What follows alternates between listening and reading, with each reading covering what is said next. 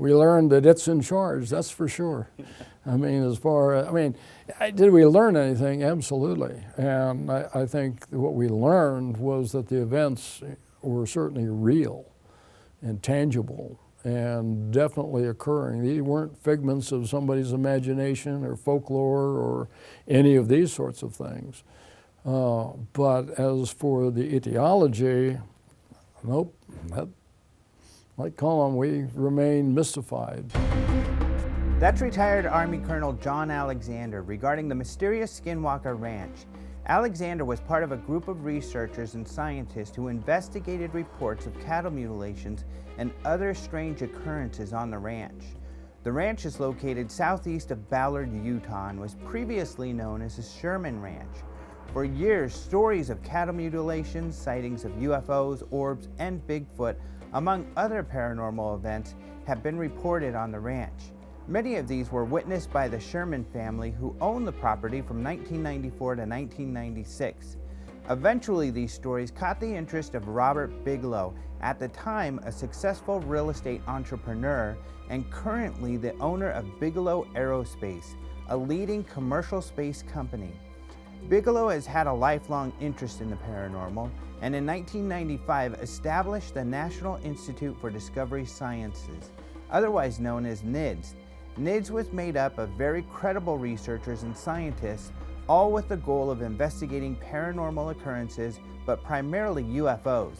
Bigelow was hoping to glean some of the technology demonstrated by UFOs to incorporate it into his dream to be involved with the space industry. In 1996, finding the claims of the Sherman family credible, Bigelow bought the Sherman Ranch, sent in his team of researchers, and began a scientific investigation. What the researchers found was baffling beyond their expectations. The mysterious events continued, but always seemed 2 steps ahead of the scientists, leaving them with many mysterious stories, but little tangible evidence. In 2005, Colm Kelleher, lead scientist for NIDS, and award-winning investigative reporter George Knapp out of Las Vegas, co-authored the book Hunt for the Skinwalker: Science Confronts the Unexplained at a Remote Ranch in Utah, chronicling the Sherman family's experiences and NIDS' investigation. The ranch has been dubbed the Skinwalker Ranch in reference to scary Native American legends of a shape-changing creature. As one of the lead investigators for NIDS, Alexander had an opportunity to visit the ranch and be involved with NIDS' investigation. I was able to interview Alexander about his thoughts on Skinwalker Ranch and NIDS' findings. A lot of people describe, especially the events that happened, are scary. A lot of people, when they hear about the ranch, are pretty terrified about what had happened. Did you feel terrified being on the ranch? No. But again, remember, when the ranch is discussed, you glom all of these events together in a very short time frame. Most of the time up there, it'd be just the same as you and I sitting in these chairs today. I mean, that's what you'd feel about it. You'd be really bored, you know, just going up and looking. One of the people who was with NIDS, Eric Davis, many of them will know, seemed to have things that associated with him. So sort of sensitive to these issues, or the phenomena was sensitive to him. So, because he heard things and sensed things that others of us didn't. Mm-hmm. That's interesting. So, and it appears that even though animals were affected and of course damaged at times, no human was hurt. No, there was nobody injured or anything of that nature. But I think there were people, you know, you're hearing some of the stories, and rightfully be concerned. But it's very easy to spook yourself. I mean, let's understand there are psychological issues here that we fully understand. And, you know, people going out at night and whatnot, you can talk yourself into being spooked over almost anything. Mm-hmm. Now, besides some of you being ex-military, a lot of people allude to the government getting in and meddling or taking over the ranch or some of these sort of things. Are you aware of any of that? No. I don't know why they would or would have any interest. Mm-hmm. And that I guess, what are some of the other unusual events that really baffle you or that you think about often when you think about Skinwalker? Well, the one that I mentioned that I thought we have the most physical evidence for is one in which we had, again, multiple cameras, and you have cameras facing out, and if this is camera 1, and it can see camera 2, and then there's 3 and 4 over there.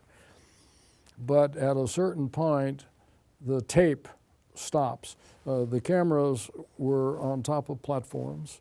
They went up, they had PVC and connectors holding them in near the ground, and so it went in underground back to the place where the recorders were. There was a huge amount of duct tape holding the wires on the way out. And we know at some point the wires were jerked loose and the camera stops recording. And all of the duct tape on that post is gone, not cut or down, it is gone. The PVC clamps are gone. The PVC post is just pulled back. There's a chunk cut out of the wire for about 3 feet that's just missing. Now, at the time that this occurred, we believe it occurred, the cattle just happened to be around that pole at that time. And yet, when you look at the camera that's staring at them, they don't move. We looked at, could you sneak up behind the one pole out of camera range? The answer is really no. But more importantly, anytime a person got close to cattle, they'd scatter anyway. And you see absolutely no reaction from them whatsoever. And yeah, we absolutely know that this extensive damage took place. And, freeze frame, well, we're doing frames at the second and the third between frames running continuously. So, to do all that in a second and a third is quite remarkable. You have real physical damage that was done. You know exactly when it was done. You have no idea how it could be done. And we looked at, it came up with no theoretical probabilities of a way to accomplish that. Mm-hmm. I mean, the event sounds so enigmatic that it's difficult to come up with any sort of idea of what might be going on. Do you ever speculate about what could be at play here? Well, again, I would take you back. It's the precognitive sentient phenomena, because that's one event. There were any number of other things equally disturbing, equally spread out over time and space, equally different in the way that the presentation took place. So you end up with the trickster. And this sentient, intelligence, would you speculate that it would be natural to Earth or possibly extraterrestrial in nature? I have no idea. I mean, and when you get into that, postulating almost anything is possible, but we do not have any solid evidence that supports any of the theoretical possibilities.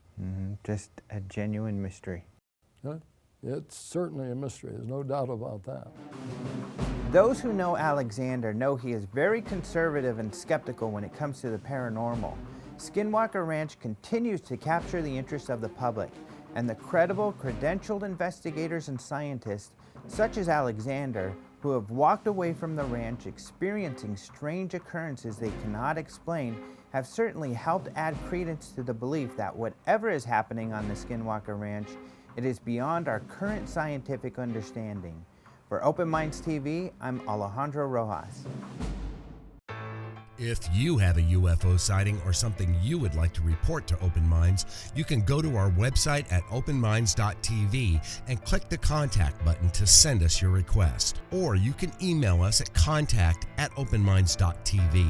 You can also call us at 1-877-UFO-0110. That's 1-877-836-0110.